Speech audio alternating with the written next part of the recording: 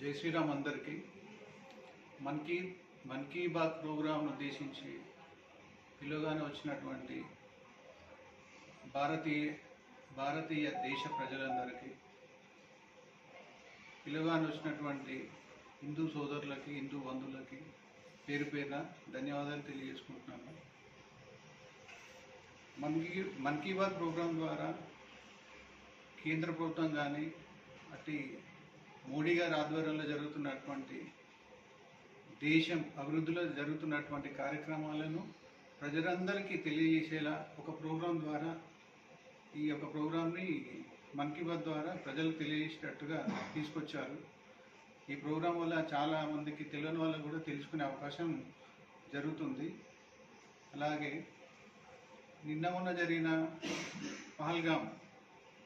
పహల్గామ్లో జరిగినటువంటి అటాక్ ఏదైతే ఉందో, ఈ అటాక్ వల్ల భారతీయులు, నిద్రపోతున్న వాళ్ళు ఇప్పటికైనా లేచి వాళ్ళ యొక్క కర్తవ్యం తెలుసుకొని భారతదేశానికి సంబంధించినంతవరకు ఈ దేశద్రోహులు ఎవరైతే మనకు హిందువులను నాశనం చేయాలనే సంకల్పంతో ముందుకొచ్చి చేస్తున్నటువంటి ఈ దేశద్రోహులకు బుద్ధి చెప్పాలంటే ప్రతి ఒక్క భారతీయుడు, ప్రతి ఒక్క బీజేపీ కార్యకర్త ఒక సైనికుడిలాగా పనిచేస్తూ ముందుకు సాగాలని నేను హిందూ సోదరులకి, ఈ భారతదేశ ప్రజలందరికీ నా వంతుగా పిలుపునిస్తున్నాను.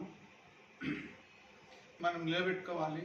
ఈ దేశం నాకేం చేసిందనే కంటే ఈ దేశం కోసం నేనేం చేసిన అనే సంకల్పంతో ముందుకు రావాలని ప్రతి ఒక్క కార్యకర్తని, ఇక్కడ పార్టీలకు సంబంధం లేదు, మన భారతదేశం, మన దేశం అంటే మన ఇల్లు, మన ఇంటి మీదకి దాడి చేసినటువంటి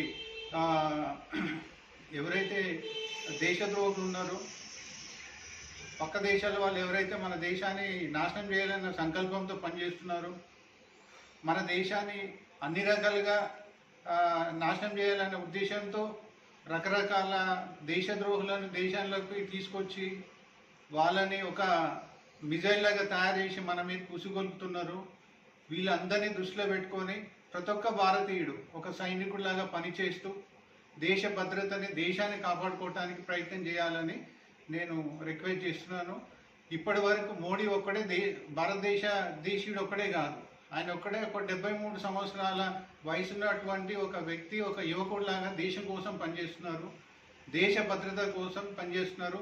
ఆయన వచ్చిన ఈ గడిచిన 10 కాలంలో ఇప్పటివరకు మన దేశానికి ఇంతకుముందు పాలించిన వాళ్ళు ఏ స్థితిలో పెట్టారు, ఇప్పుడు భారతదేశం యొక్క పేరు ఎక్కడికి వెళ్తుంది, ప్రపంచ దేశాలు మన దేశాన్ని ఈరోజు చూస్తున్నాయి. అంటే మనలో ఉన్న ఏదైతే మనం చేస్తున్నటువంటి మంచి పనులు కావచ్చు, భారతదేశం అంటేనే హిందూ దేశం, ఈ హిందువులకు ఉన్నది ఒకే ఒక దేశం, ఏకైక దేశం ఈ భారతదేశం. ఈ దేశాన్ని, ఈ భారతీయులని, ఈ యొక్క బీజేపీని లేకుండా చేయాలనే ఒక దృఢ సంకల్పంతో దేశద్రోహులు ఎవరైతే మన మీద కన్నేసి ఉన్నారో వాళ్ళు చేస్తున్నటువంటి కార్యకలాపాలను దృష్టిలో పెట్టుకొని ప్రతి ఒక్క భారతీయుడు నడుం బిగించి ముందుకు సాగాలని కోరుకుంటున్నాను. మన దేశాన్ని మనమే కాపాడుకోవాలి, ఇంకెవరు వచ్చి కాపాడరు. మన నాయకుడిని మనమే కాపాడుకోవాలి. దేశం కోసం పరితపించే ఏకైక నాయకుడు ఇప్పటి వరకు ఎవరు చేయలేదు అంతగానం. ఈరోజు ఆయన వచ్చిన తర్వాతనే భారతదేశానికంటే ఒక విలువ పెరిగింది. विनम्र भाव से श्रद्धांजलि अर्पित करता हूं। मेरे प्यारे देशवासियों, इसी महीने अप्रैल में आर्यभट्ट सैटेलाइट की लॉन्चिंग के 50 वर्ष पूरे हुए। आज जब हम पीछे मुड़कर देखते हैं 50 वर्षों की इस यात्रा, तो लगता है हमने कितनी लंबी दूरी तय की।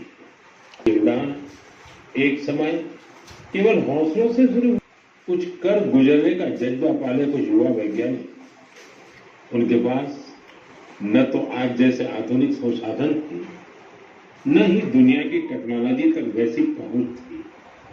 अगर कुछ था तो वो था प्रतिभा, लगन, मेहनत और देश के लिए कुछ करने का जज्बा। बैलगाड़ियों और साइकिलों पर क्रिटिकल इक्विपमेंट को खुद लेकर